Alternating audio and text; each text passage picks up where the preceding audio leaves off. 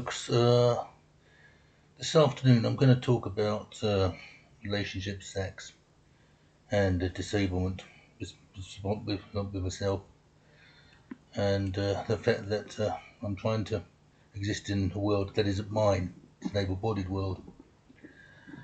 Uh, yeah. For those who don't know me, well, I'll just tell you my story to give you the background. I was married to a German lady for 20 years, between 2001 and 2022. The marriage broke up. We were married in December 2001. The marriage, I left Germany in March 2022 when Anka, my wife, asked me to leave after I had a breakdown, which was related to my ACEs, which I now know it is ACEs. Then I had no idea what it was. ACEs is adverse childhood experiences, emotional abuse, or any other kind of abuse that goes under that bracket. I well, I had a breakdown because of it, and I couldn't function in the relationship, which had been carrying on for a number of years before 2022. I got back to Britain in March 2022, and I reconciled myself to single maledom again, but it didn't work, and so by April, May, I was trying to find myself another lady online. This was April 2022, saying it's now June 2026. Over the last 4 years, I have failed magnificently. I've been scammed dozens of times. I've been lied to dozens of times, and it's no good. The place I'm living in is a extra care place with care staff whose major responsibility is to what they consider vulnerable people. Yours truly. And I argue with them over that point. Anyway, what this means is that I must be protected in one way or the other. And this, of course, means nothing was to get in the way that would be harming to me.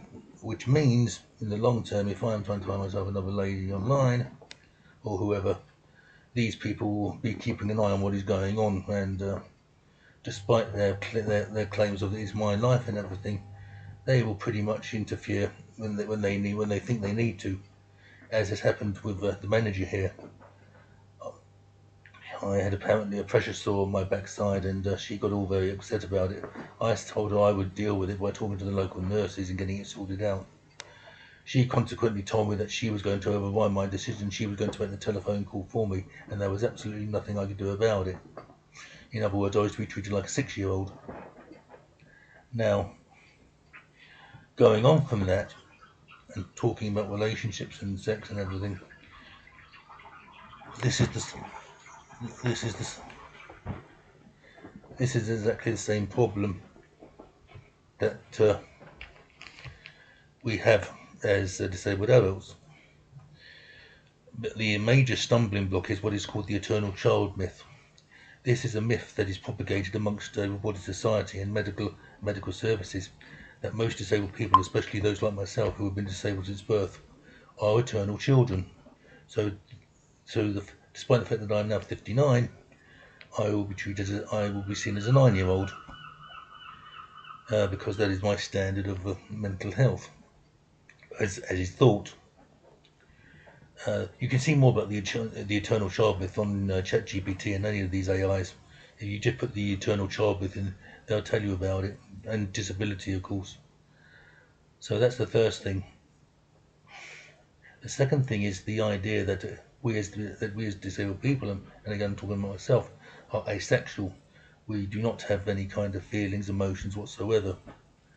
This is again propaganda brought about by an able-bodied society that prides itself on its ability to have sex non-stop, and anybody else that cannot get it or is deprived of any kind of emotional contact is pretty much cold.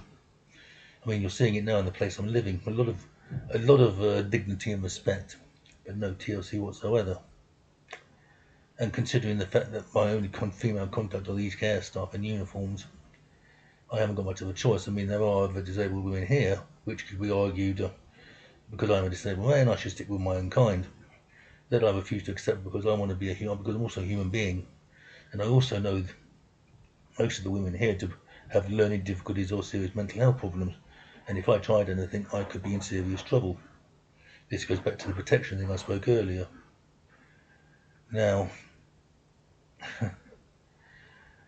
generally, this society, if you're able-bodied, like most people watching this are, you've got it good because you're permissible to make your own decisions, bad or ill. Fall in love whenever you can. Find a partner whenever you can because you can be attractive to them. Something that I have problems with. Though I've been told I am a handsome guy. Well, perhaps. I mean, sometimes I get to the point where I really think, is this all true? You know? I mean, what's truth? What is truth? What is not truth? What is reality? I mean, I must admit, I am very lonely here. I mean, as I said in my clubhouse this morning when I was in one of the groups, my only family, my closest friends and acquaintances, I'm now finding them in Los Angeles, San Francisco, New York, or wherever. My own family on my mum's side, which is in Torquay, which is about half an hour from here, I hardly ever see. And when I was in hospital just between December and February earlier this year, I saw my cousin twice, and I had a contact on Clubhouse, a lady called Erica, and she was with me virtually, and she was with me for the entire 45 days, which is quite some going considering the time difference of 5 hours and 4,500 miles. I'm very thankful for it. Without it, I probably wouldn't have survived all that well. In fact, I know I wouldn't have survived. Because for the first time in my life, I was in a situation where my own resources were no longer sufficient. But that's another story. Yeah, but going back to the topic, the society here is openly hostile to disabled people when it comes to this subject. When I was buried, for example, Anka was able to walk even though she had CP, cerebral palsy. That's damage to the nervous system, and that is brain damage, which in effect affects the nervous system, which means that her movements are very, very rigid and, or in her case, quite a limp, and sometimes motor control problems and muscle problems because the muscles were tense. This, of course, caused us problems, as I've written about it in my poetry. And those of you who've heard of Living and I Cut My Own Throat will fully understand. And it was tough. I mean, at the moment, the truth is, I am very, very lonely here. There is someone around, but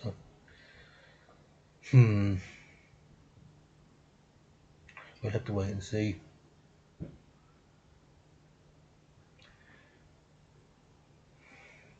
I mean, I'm at a stage now where I'm beginning to sometimes I wonder what's going on, and what is sure. I mean, one of my great problems, I think, is that because of my ACEs, I cannot communicate all that well. I mean, I go into some of these clubhouse rooms, poetry rooms, or whatever, and I do tend to shut up and not say much. And I do try, but it's finding it very difficult because I've got people who are laughing and joking around me, and I can't join the conversation all that well. You know?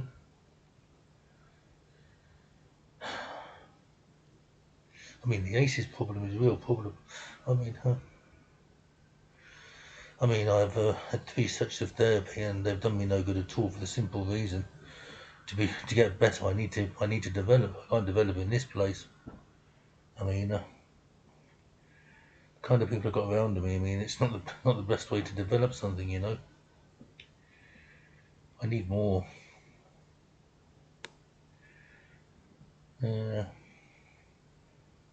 But the main topic, though, I mean, we've covered well enough. I think I made the points there. I mean, the asexuality and the childhood myth, the eternal child.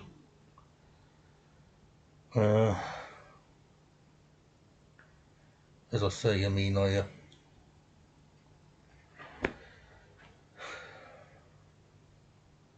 in a bit of a rut now. I mean, I'll get out of it. I'll improve. I mean, it's just one of those life things you hit in the road. You know, you get to a certain point and you start reviewing things, and it doesn't look good, does it? Even though it could be better, which I know. Speak life, I keep telling myself, and I keep trying to, but sometimes it's difficult, you know.